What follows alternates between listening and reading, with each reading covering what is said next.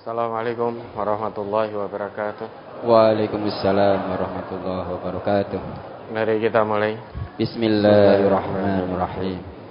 Berikutnya halaman 3 Ustaz. Di surat Ali Imran ayat 130. Ya ayyuhalladzina amanu la ta'kulur riba adhafan mudha'afah wattaqullaha la'allakum tuflihun. Hai orang-orang yang beriman, janganlah kamu memakan riba dengan berlipat ganda, dan bertakwalah kamu kepada Allah supaya kamu mendapat keberuntungan. Mohon dijelaskan, hai orang yang beriman, janganlah kamu memakan riba dengan berlipat ganda, Ustaz. Itu sudah sangat jelas.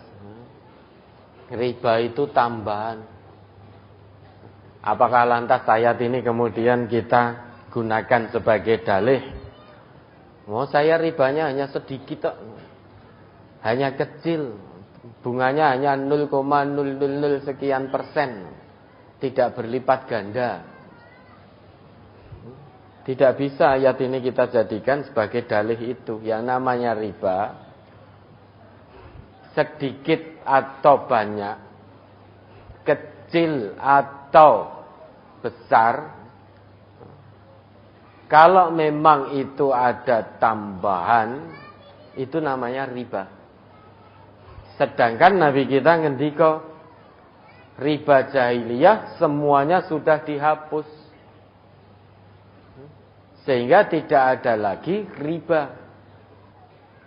Riba jahiliyah itu dulu biasa orang pinjam 1 dinar mengembalikan 2 dinar. Contohnya seperti itu.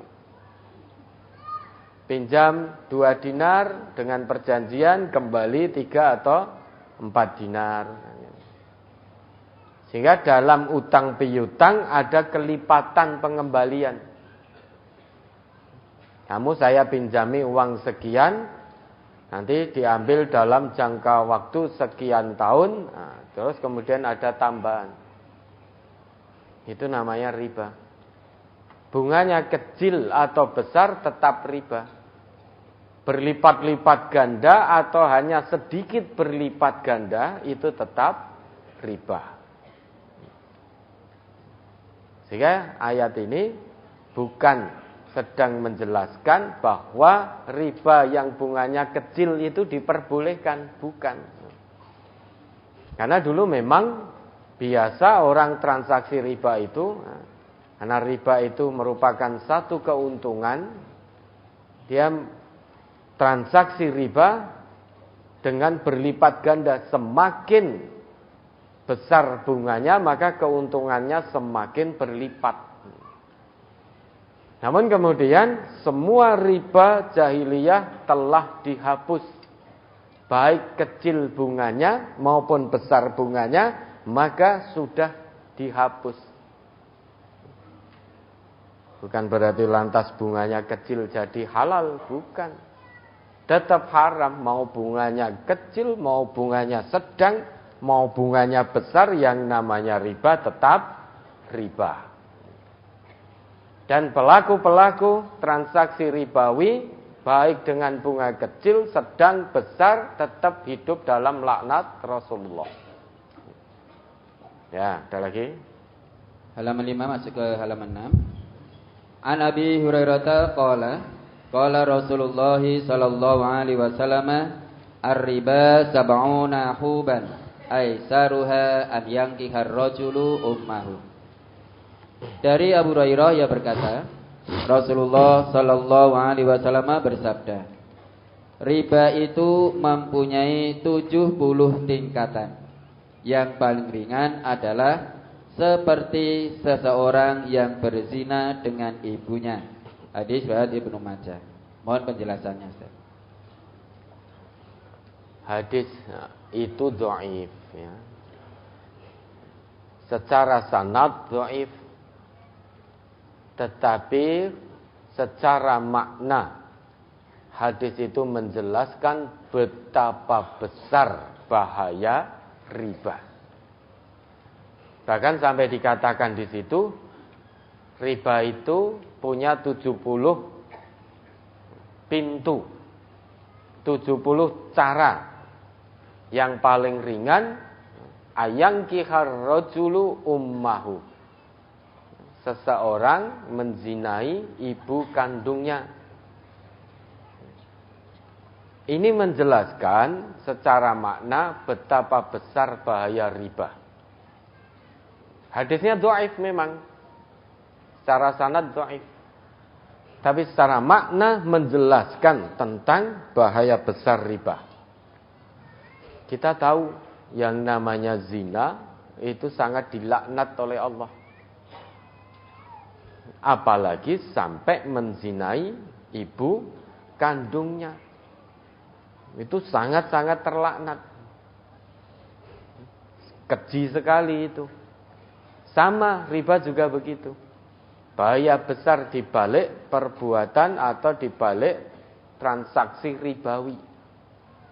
Dilaknat oleh Allah.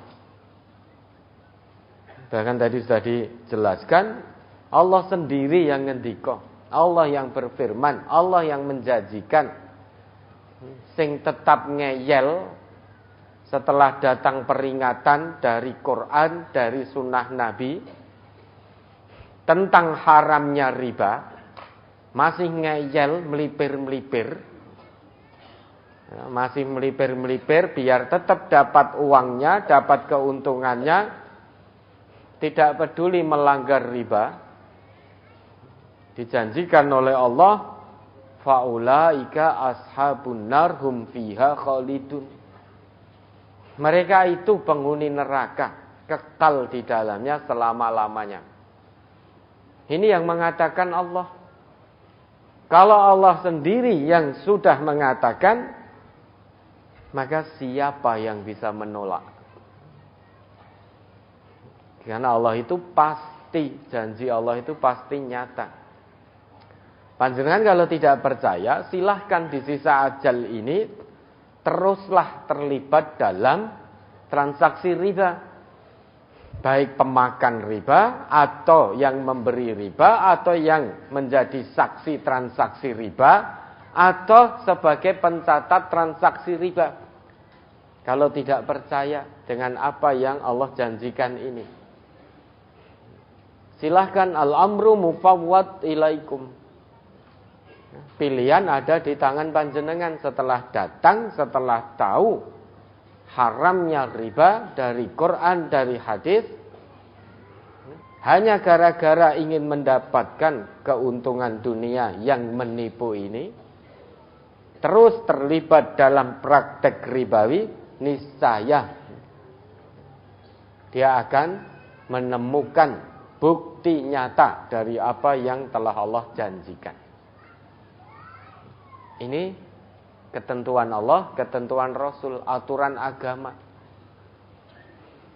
Aturan agama itu berulang kali kita jelaskan hanya ada dua, if'al atau la taf'al. Kerjakan atau jangan kerjakan. Kalau itu perintah Allah, perintah Rasul, kerjakan. Kalau itu larangan Allah, larangan Rasul, tinggalkan.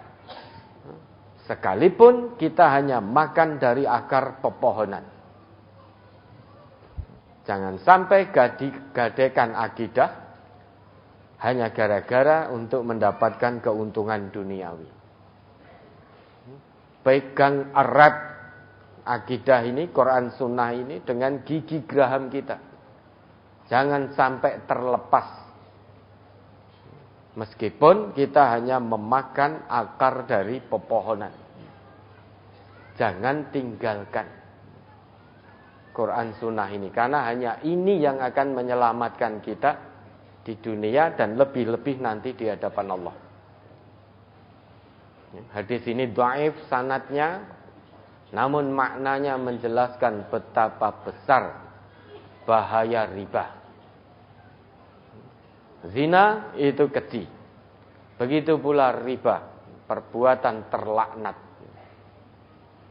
Pelaku-pelakunya, baik pelaku zina, kalau tidak taubat, dijanjikan neraka. Begitu pula pelaku riba. Tidak taubat, janjinya adalah neraka. Apa enek neraka kuwi? Ya besok dibuktikan sama-sama. Kalau tidak percaya neraka dan surga. Kalau kita orang yang beriman sangat percaya sepenuh hati adanya kehidupan yang abadi sesudah kematian kita di dunia ini. Dan di sana hanya ada 2 tempat. Surga atau neraka. Tidak ada al-manzilah baina manzilaten. Satu tempat di antara 2 tempat itu tidak ada. Adanya surga atau neraka. Ya, ada lagi.